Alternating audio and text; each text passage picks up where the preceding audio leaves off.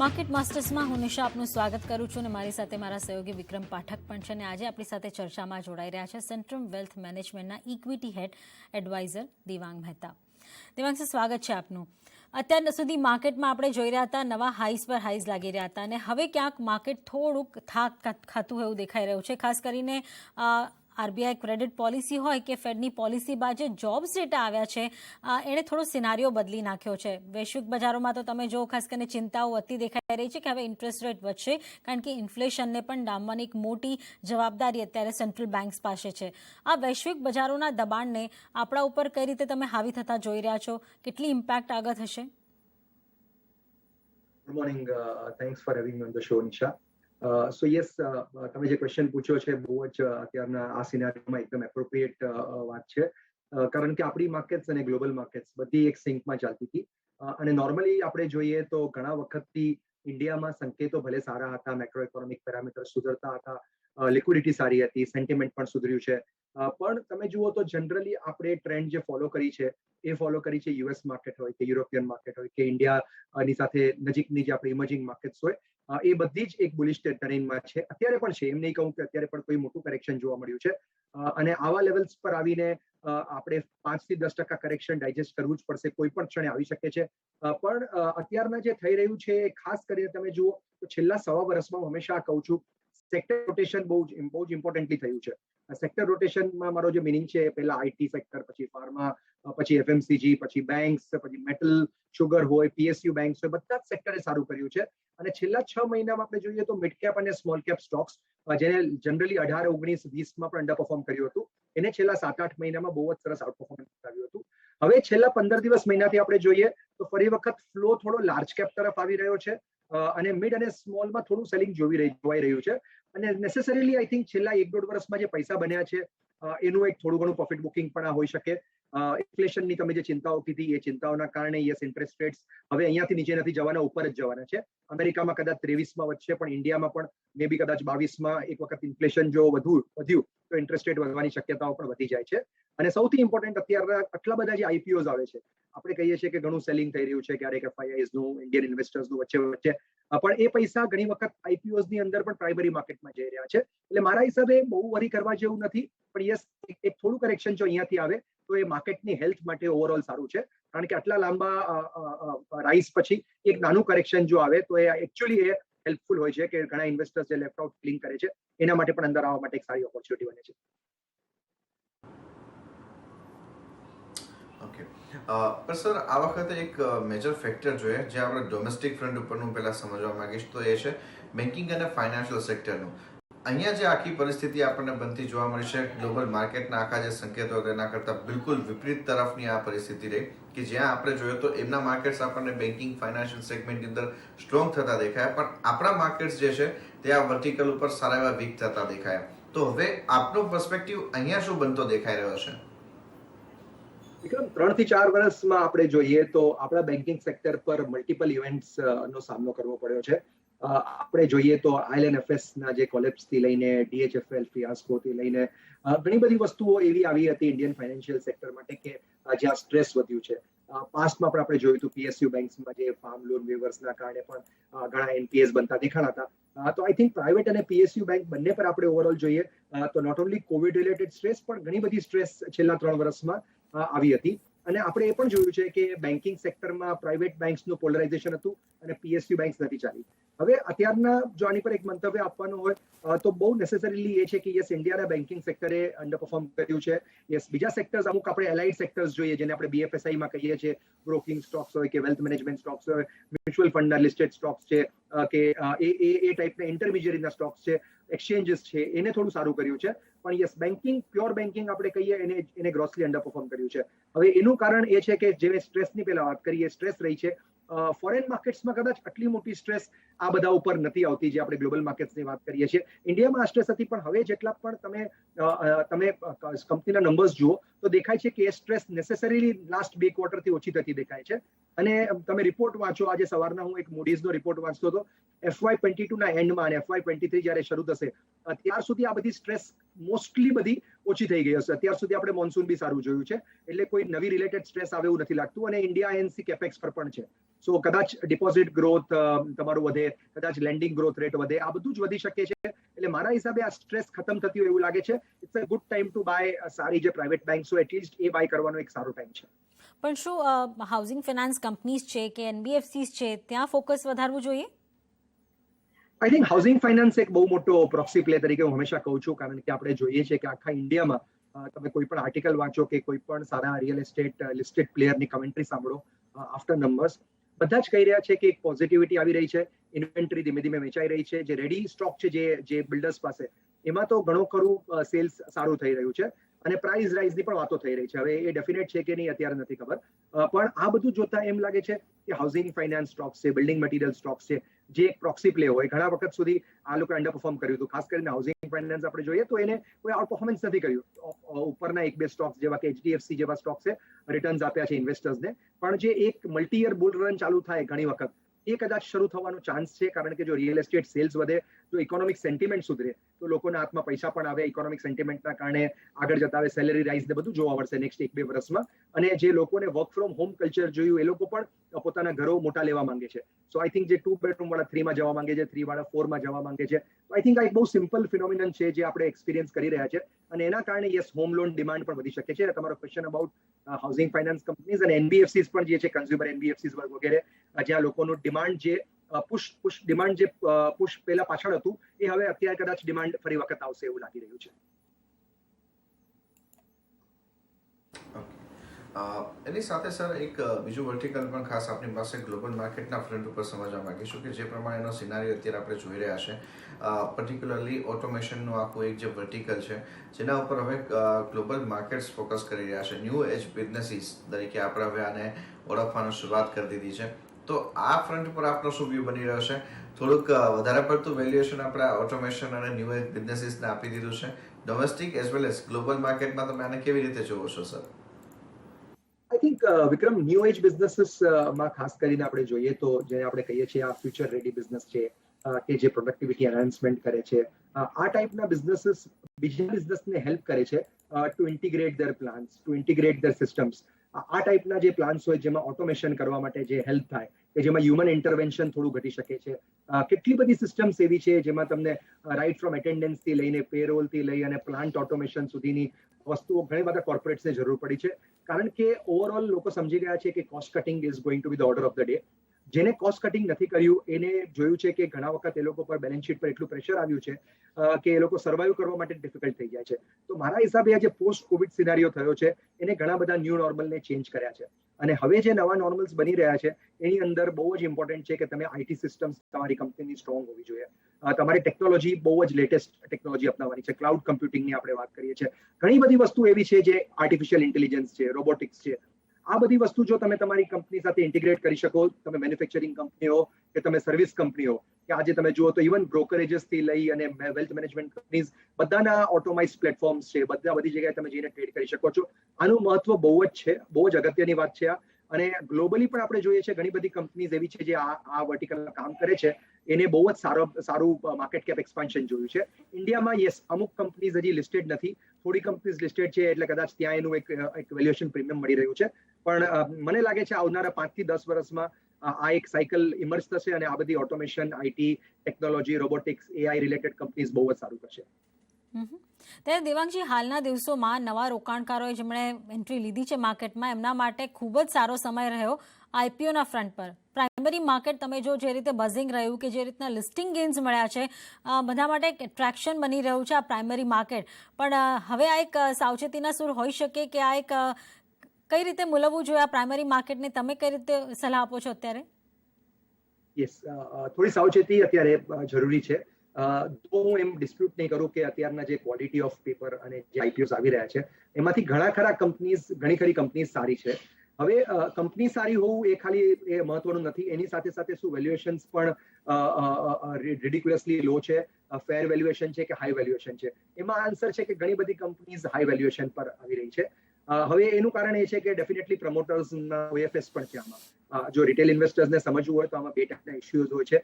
એક જેને આપણે IPO કહીએ છીએ, જેના પૈસા નોર્મલી બિઝનેસ એક્સપાન્શનમાં જાય છે, ડેટ રિડક્શનમાં જાય છે, કે કોઈ પણ પ્રોડક્ટિવિટી એન્હાન્સમેન્ટ ઇનિશિયેટિવ્સમાં યુઝ થાય છે.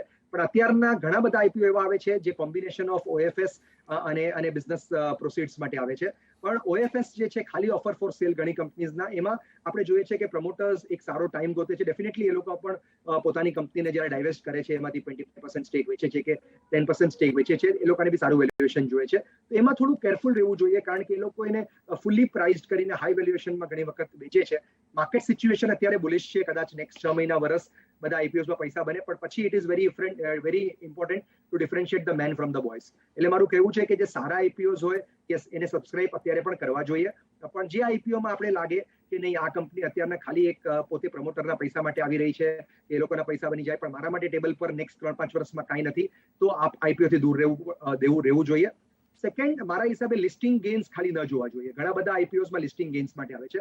ઘણી વખત આપણે જોઈએ છીએ લિસ્ટિંગ ગેઇન્સ માટે આવે, પણ 4 થી 5 દિવસ 7 દિવસની અંદર જે IPO નું એલોટમેન્ટ થતું હોય છે એમાં ઘણી વખત પ્રીમિયમ એક્ઝોસ્ટ થઈ જાય છે અને એ પ્રીમિયમ ફરી વખત નથી મળતું. તો મારા હિસાબે IPOs કન્ટિન્યુઅસલી તમારે રડાર પર રાખીને કે આને કોઈ લિસ્ટેડ પિયર છે જે હું બાય કરી શકું, કે આ જ સસ્તો છે અને આ એક સારી કંપની છે, બિઝનેસ મોડેલ સારું છે, એ જોઈને જ કરવું જોઈએ. યસ, નહીં તો IPOsમાં તમને આગળ જતા નુકસાન થઈ શકે છે. ઇઝીલી એમ લાગે છે કે અત્યારના મને IPO એલોટમેન્ટ મળ્યું છે, પણ આગળ જતા એ જ આપણે ડાર્ક ડેઝ બતાવી શકે છે. ઓકે, તો આ આપણને અત્યારે સેકન્ડરી માર્કેટના ફ્રન્ટ ઉપરના જે એક્શન દેખાઈ રહ્યા છે એને ધ્યાનમાં રાખવા માટેની સલાહ છે. પણ સાથે એક ગ્લોબલ માર્કેટનો ફેક્ટર આપણી પાસેથી સર એ સમજવા માંગીશું કે જે પ્રમાણે લિક્વિડિટીને પ્રિઝર્વ કરવા માટેના પોસિબિલિટીઝની વાત થઈ રહી છે, આ ફ્રન્ટ ઉપર એક વધારે ક્લેરિટી એ રીતના સમજવા માંગીશું, કારણ કે બધા એનાલિસ્ટ અહીંયા અલગ અલગ રીતના પોતાનું એનાલિસિસ મૂકી રહ્યા છે અને બધાની પાસે એક જ વસ્તુ છે કે ગમે ત્યારે ઇન્ટરેસ્ટ રેટ વધી શકશે, પણ સંભાવનાઓ આ વખતે ઘણા સ્લોલી ટેમ્પરિંગ કરવામાં આવે એવી છે. અને એ ટેમ્પરિંગ પણ આપણે જોઈશું કે એની ટાઈમલાઈન પણ હજુ ફેડ તરફથી આપવામાં નથી આવી. એ પહેલા જ ગ્લોબલ માર્કેટની અંદર આપણે જે પ્રમાણેનું ટેન્શન જોઈ રહ્યા છે કે વ્યાજ દરમાં વૃદ્ધિ કરવામાં આવશે, તો આને આપ કેવી રીતના જોવો છો? આ એક ખાલી પેનિક ક્રિએટ કરવા માટેની વસ્તુ છે કે જે કોઈ સત્ય હકીકત આમાં બની શકે તેમ છે? માર્કેટમાં આપણે નોર્મલી જોઈએ તો માર્કેટ એને છે ને જે પણ ન્યૂઝ આવવાના હોય કે જે પણ ઇન્ફોર્મેશન માર્કેટ પાસે હોય એને થોડું વહેલું ડિસ્કાઉન્ટ કરવાની કોશિશ કરે છે. તો અત્યારના જે વાતો સાંભળવામાં આવે છે કે લગભગ ટુવર્ડ્સ એન્ડ ઓફ 2022 અને મોર ઇમ્પોર્ટન્ટલી મેક્સિમમ પાર્ટિસિપન્ટ્સ કહી રહ્યા છે કે 23 પહેલા ફેડ પાસે હાઇક કરવાની ક્ષમતા કદાચ ઓછી હશે. યસ, ડેટા પોઈન્ટ્સ યુએસમાં ઇકોનોમિક ડેટા પોઈન્ટ સુધર્યા છે. તમે આખા વર્લ્ડમાં જુઓ તો ઇકોનોમિક પેરામીટર્સ સુધર્યા છે, કારણ કે naturally coming out of a Covid year તમારા પેરામીટર્સ બધા જ સુધરશે, કારણ કે લો બેઝ ઉપર પણ હશે.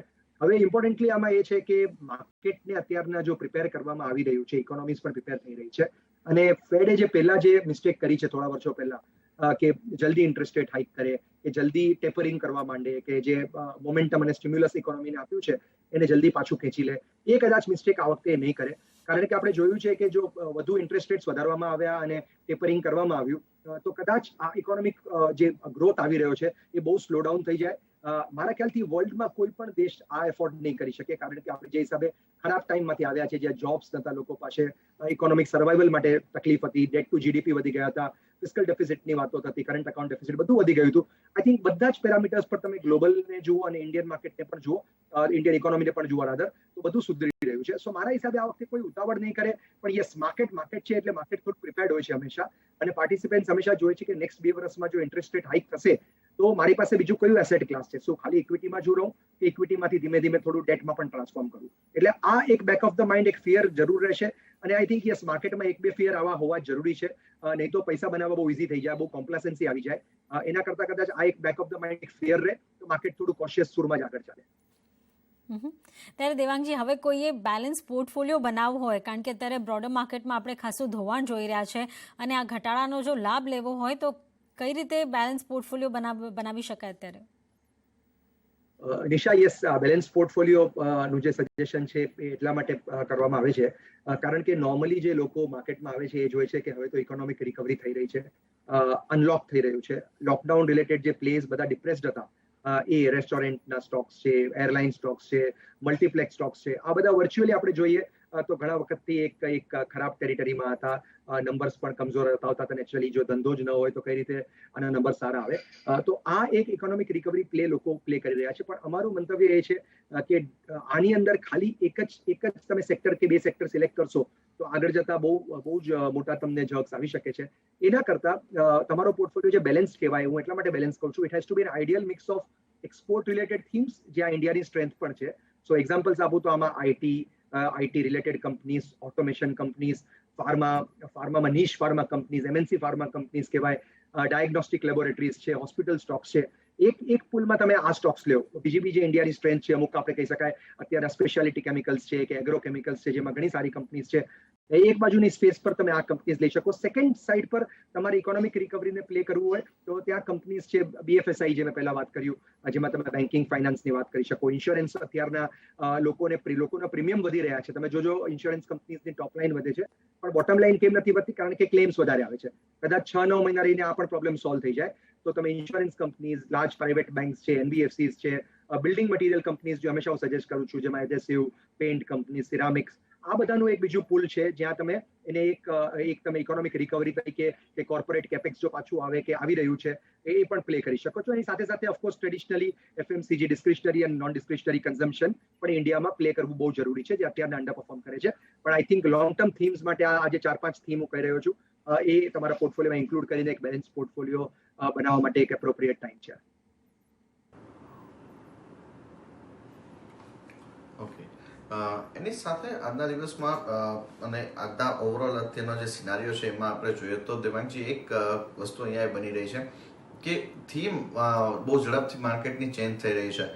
રિસેન્ટલી આપણે જોઈએ તો જે પ્રમાણે આપણે આખા ચાઇનાના સિચ્યુએશનને લઈને આપણા જે મેટલ સ્ટોક્સની અંદર એક મેજર એક્શન જોયા છે. હવે એની સામે આપણે જોઈએ તો હવે ફરી પાછા આપણને કેમિકલ સ્ટોક્સ જે છે, સ્પેશિયાલિટી કેમિકલ છે, એની રેલી આપણને થઈ અને હવે ફરી પાછા એ થોડાક ફોકસમાં આવતા દેખાઈ રહ્યા છે. તો અત્યારે જે પ્રમાણેનું આ સેક્ટર ચર્નિંગ આવી રહ્યું છે એને સર આપ કેવી રીતે રીડ કરી રહ્યા છો? કઈ રીતના અહીંયા થીમ આઈડેન્ટિફાઈડ આપ કરી રહ્યા છો જે આપણા દર્શકો પણ એમના ઇન્વેસ્ટમેન્ટ માટે કરી શકે? આઈ થિંક વિક્રમ, બહુ ઇમ્પોર્ટન્ટ ક્વેશ્ચન છે. હવે ડેફિનેટલી આપણે માર્કેટને જ્યારે આપણે ફોલો કરીએ ત્યારે નોર્મલી એક જે લેફ્ટ આઉટ ફિલિંગ લોકોમાં આવતું હોય છે કે આ સેક્ટર ચાલી ગયું અને મારી પાસે તો આ સેક્ટર છે ને. એટલા માટે જ એઝ અ પ્રિકર્સર જો તમારો પહેલાનો ક્વેશ્ચન જે હતો કે કયા થીમ્સ અને કેવી રીતે બેલેન્સ પોર્ટફોલિયો કન્સ્ટ્રક્ટ કરવો જોઈએ, જો એક બેલેન્સ પોર્ટફોલિયો હોય તો ડેફિનેટલી બધા જ તમારા સેક્ટર્સ જે છે, જે 6-7 સેક્ટર્સની મેં વાત કરી, એમાં એક મૂવ આવું એસેન્શિયલ છે કારણ કે ફંડામેન્ટલ્સ પર, અર્નિંગ્સ પર પણ આ બધી કંપની સારું થશે. હવે સેક્ટર રોટેશન એક એવી વસ્તુ છે જ્યાં જો તમે ટ્રેડર હો તો કદાચ તમે એને ચેસ કરી શકો, પણ મારા હિસાબે it is next to impossible to focus or forecast કે નેક્સ્ટ કયું થીમ ચાલશે. હવે અત્યારના આપણે જયારે વાત કરીએ છીએ કોઈને ખબર નથી કે બેંક્સ 3-4 દિવસ કરેક્ટ કરશે, સાઇડ માર્કેટ કરેક્ટ કરશે અને લાર્જ કેપ ચાલશે. હવે બધા જ અત્યારના મિડ કેપ, સ્મોલ કેપ ઉપર બુલિશ હતા. સડનલી બેન્કિંગમાં કરેક્શન આવે, સડનલી કોઈ બીજા સેક્ટરમાં કરેક્શન આવે. લાસ્ટ 4 દિવસ પહેલા આપણે જોયું હતું સડનલી FMCG સ્ટોક્સમાં બાઇંગ આવ્યું હતું. તો આઈ થિંક એ જે બાઇંગ છે એ નોર્મલી એક શોર્ટ ટર્મ બાઇંગ બી હોય છે અથવા એક પેન્ટઅપ ડિમાન્ડ ઘણી વખત હોય છે કોઈ ઇન્વેસ્ટર્સને આ સ્ટોકમાં બાય કરવાની, may be FII, may be DII, may be retail. But આ જે સેક્ટર ચર્નિંગ છે આઈ થિંક એનો એડવાન્ટેજ લેવો બહુ ડિફિકલ્ટ છે. એના માટે મારા હિસાબે જે મેં કહ્યું બેલેન્સ પોર્ટફોલિયો બનાવો અને રેગ્યુલરલી માર્કેટ ટ્રેક કરવાની કોઈ જરૂર નથી કે આજે કયું સેક્ટર ચાલ્યું. યસ, તમે દર ક્વાર્ટર ટ્રેક કરો, દર 6 મહિને ટ્રેક કરો અને ઓવરઓલ ઇન્વેસ્ટમેન્ટ એટલીસ્ટ હું 5 થી 10 વર્ષ કહીશ પણ એટલીસ્ટ 2 થી 3 વર્ષનો ગોલ રાખો તો જ થઈ શકશે. અથવા સેક્ટર ચર્નિંગનો મારા હિસાબે એને ફોરકાસ્ટ કરવાનું કોઈ ટૂલ અત્યાર સુધી નોર્મલી નથી આવ્યું. ત્યારે જ્યારે માર્કેટમાં એટલી વોલેટિલિટી હોય ત્યારે ખાસ કરીને ડિફેન્સિવ બેટ તરીકે આઈટી અને ફાર્મામાં રોકાણ થતું હોય છે. કેટલું એલોકેશન અત્યારે ત્યાં થવું જોઈએ? આઈટી અને ફાર્મામાં એક સબસ્ટેન્શિયલ એલોકેશન હોવું જોઈએ. અમે અત્યારે પણ એ કહી રહ્યા છે કે તમે બંને સેક્ટર્સમાં સ્લાઇટલી ઓવરવેટ કે એટલીસ્ટ તમે ઇક્વલ વેટ એલોકેશન કરી શકો છો. એનું કારણ એ છે કે આઈટી રિલેટેડ કંપનીઝની અંદર ઘણા બધા હવે કંપનીઝ આવે છે, digital companies, productivity enhancement companies, traditional IT services જે આપણી ઇન્ફોસિસની ટાઈપની કંપની છે, પ્રોડક્ટ કંપનીઝ પણ આવે છે. અને ફાર્મા જો એઝ એ બાસ્કેટ જો તો ફાર્માની અંદર હું ઘણું બધું કાઉન્ટ કરીશ. જેમ મેં પહેલા કહ્યું, ડાયગ્નોસ્ટિક કંપનીઝ છે, હોસ્પિટલ્સ છે, નીશ ફાર્મા કંપનીઝ છે, API રિલેટેડ કંપનીઝ છે. આઈ થિંક આ બધી કંપનીઝનો એક તમે પુલ બનાવો દરેકમાં 4-5 કંપનીઝ લેવો અને એલોકેશન કરો ફાર્મા અને આઈટી રિલેટેડ સેક્ટર્સમાં, તો yes I see no reason કે અંડર પરફોર્મ કરે. ડિફેન્સિવ તરીકે તો તમે સાચું જ કહ્યું કે જ્યારે માર્કેટ ખરાબ હોય ત્યારે આ સપોર્ટ આપે છે પોર્ટફોલિયોને, અને સારી માર્કેટમાં પણ અત્યારના અર્નિંગ્સ ગ્રોથ ક્યાંથી આવવાના છે લોકો એ જ જોઈએ છે. તો આઈટી ને ફાર્મામાં મારા ખ્યાલથી ડિસ્પ્યુટ નથી કે અર્નિંગ્સ ગ્રોથ ઓછા થશે, ત્યાં ઇનફેક્ટ આઈટી ને ફાર્મામાં અર્નિંગ્સ ગ્રોથ વધતા જ જશે. તો મારા હિસાબે કન્ઝર્વેટિવ 15-20% રિટર્ન ટાર્ગેટ જો હોય મનમાં, તો આઈટી ફાર્મામાં આઈ થિંક ઇન્વેસ્ટમેન્ટ કરવું જોઈએ. ઓકે, એક સાથે બીજો એક મુદ્દો પણ દેવાંગજી ખાસ આપની પાસેથી સમજવા માંગીશું. મિડ કેપ અને સ્મોલ કેપની અંદર જે અત્યારે આપણને ફોલ થતો દેખાઈ રહ્યો છે, એને આપ સર કેવી રીતના રીડ કરો છો? પ્રોફિટ ટેકિંગ તરીકે કે પછી અહીંયા કોઈ બીજા ફેક્ટર્સ પણ છે જે અત્યારે એક હેંગઓવર ક્રિએટ કરતા દેખાઈ રહ્યા છે? અત્યારના જે ફર્સ્ટ ફેઝ ઓફ ફોલ જે છેલ્લા 3-4 દિવસમાં દેખાય છે, એમાં અત્યારના તો એમ જ લાગે છે કે પ્રોફિટ બુકિંગ છે આ. હવે આમાં હેલ્ધી પ્રોફિટ બુકિંગનું જે ડેફિનેશન છે એ છે કે જે હિસાબે અત્યારના સ્લોલી એક ઘસારો થઈ રહ્યો છે એ જોતા લાગે છે કે આ એક હેલ્ધી પ્રોફિટ બુકિંગ છે. અને યસ, નેચરલી આ બધા બિઝનેસીસ ઘણા બધા સ્મોલ અને મિડ કેપ 50%, 80%, 100%, 200% રિટર્ન્સ પણ આપ્યા છે છેલ્લા વર્ષ, 1.5 વર્ષની અંદર. તો યસ, એક હેલ્ધી પ્રોફિટ બુકિંગની કદાચ સાઇન છે, પણ ફરી વખત હું મિડ કેપ અને small cap as a basket અલગ નહીં જોઉં. આની અંદર પણ સ્પેસિફિક બિઝનેસીસ છે જ્યાં અત્યારે અર્નિંગ્સ ગ્રોથ ક્યાં આવશે. સો અત્યારે મિડ અને સ્મોલમાં બધું જ ચાલ્યું છે, પણ તમારે એ જોવાનું છે કે કયા બિઝનેસીસ મિડ અને સ્મોલમાં એવા છે જે આ અર્નિંગ્સ મોમેન્ટમને સસ્ટેન કરી અને વધારે સ્ટ્રોંગ બની શકે છે. So from very strong to a લોકો સ્ટ્રોંગર થઈ રહ્યા છે, કયા બિઝનેસ છે એ એક જોવાની એક આપણે પ્રયત્ન કરવાનો છે. એટલે મારા હિસાબે yes, mid cap small cap correction ideally થવું જરૂરી હતું, જે અત્યારના થઈ રહ્યું છે. પણ મારા ખ્યાલથી નેક્સ્ટ 2-4 દિવસમાં જો સસ્ટેન થઈ જાય માર્કેટ, ફરી વખત એક ઘણું બધું એપિટાઇટ બાકી છે, ઘણું બધું બાઇંગ લોકોને અત્યારના કરવું છે, લાર્જ મિડ કે સ્મોલ હોય એમાં. એટલે મારા હિસાબે બહુ મોટું કરેક્શન એન્ટિસિપેટ નથી કરતો. એનું એક ઓર કારણ છે કે તમે મ્યુચ્યુઅલ ફંડમાં ફ્લોઝ જુઓ, રિટેલના ફ્લોઝ જુઓ અને એફઆઈઆઈના પણ ઓવરઓલ ફ્લોઝ જુઓ, તો એકંદરે એ પોઝિટિવ છે. એટલે મારા હિસાબે માર્કેટમાં બહુ વરી કરવાની જરૂર નથી, પણ યસ, જેમ મેં પહેલા કહ્યું, at the back of the mind થોડું કોશન રાખવું જરૂરી છે. દેવાંગજી, ઓપનિંગ અપ થીમ ઘણા વખતથી ચાલી રહી છે, પણ એમાં પણ હવે તમે જો સેક્ટોરિયલ ચેન્જીસ થઈ રહ્યા છે, રોટેશન થઈ રહ્યા છે, તમે અત્યારે ક્યાં ફોકસ રાખી રહ્યા છો? શું રિયલ એસ્ટેટ પર ફોકસ કરવું જોઈએ કે પછી તમે ઓટો પર ફોકસ કરવું જોઈએ, રિટેલ સેગમેન્ટમાં ધ્યાન આપવું જોઈએ? ક્યાં તમે વધુ ફોકસ રાખી રહ્યા છો? આઈ થિંક જે ઓપનિંગ અપ ટ્રેડ છે એમાં મેં ખાસ કહ્યું કે ઇનફેક્ટ ઇવન બેંક્સ પર પણ ધ્યાન આપી શકાય, કારણ કે આપણે જોઈએ તો લેન્ડિંગ એન્વાયરમેન્ટ પણ સુધરશે કદાચ આ બધું જોતા. તો તમે કોર્પોરેટ કેપેક્સ બી આવશે, વધુ કેપેક્સ થશે. જો કાર સેલ્સ વધુ થાય તો સિમેન્ટ સેલ્સ ઓલરેડી આપણે જોઈએ છે બધું થઈ રહ્યું છે, તો સિમેન્ટ સેક્ટર પર પણ તમે ધ્યાન રાખી શકો છો. બિલ્ડિંગ મટીરિયલ્સ હું હંમેશા કહું છું કે હોમ ફર્નિશિંગ અને જે હોમ રિફર્બિશમેન્ટનો જે થીમ છે એ પણ એક બહુ જ સારો થીમ અત્યારના અગત્યનો છે. અને રિયલ એસ્ટેટ જો સેલ્સ વધુ થાય તો ડેફિનેટલી આને ફાયદો થાય છે. અને જે રિસેલ ડિમાન્ડ કહેવાય કે જે ઘરને તમે ઇમ્પ્રુવમેન્ટ કરો છો, હોમ ઇમ્પ્રુવમેન્ટ થીમ, એના માટે પણ બિલ્ડિંગ મટીરિયલ સ્ટોક્સ ડેફિનેટલી એક પ્રોક્સી પ્લે બને છે. અને ઇન્ડિયામાં એને કન્ઝમ્પશન યુનિવર્સમાં જ ગણવામાં આવે છે. તો મારા ખ્યાલથી પ્યોર ઓપનિંગ અપ ટ્રેડ માટે જો તમે હોટલ્સ કે રેસ્ટોરન્ટ સ્ટોક્સ જોતા હો, જ્યાં તમને ખબર છે કે શ્યોરિટી ઓફ કેપિટલ ગ્રોથ નથી, એના કરતા મેં જે સેક્ટર્સ કયા, બિલ્ડિંગ મટીરિયલ્સ હોય કે હાઉસિંગ ફાઇનાન્સ હોય કે કોર્પોરેટ રિલેટેડ બેંક્સ હોય, આ વધુ ઓપનિંગ અપના સારા કેન્ડિડેટ છે, rather than getting into only that typical જે જો પિક્ચર જોવા લોકો જશે કે બહાર ખાવા લોકો જશે તો જ મારો સ્ટોક ચાલશે, એના કરતા આ બેટર થિંગ્સ છે. ઓકે, તો આ પર્સપેક્ટિવ અત્યારે આપણને માર્કેટ્સ માટેના બનતા દેખાઈ રહ્યા છે. ઘણો આભાર દેવાંગ સર, આપનો સમય ફાળી અમારી સાથે જોડાવા માટેના સમગ્ર ચર્ચા કરવા માટે. Thank you sir. તો માર્કેટ માસ્ટર્સમાં અત્યારે મને નિશાને પણ આપજો રજા. આગળ અપડેટ માટે આપ જોડાયેલા રહો CNBC બજાર સાથે. નમસ્કાર.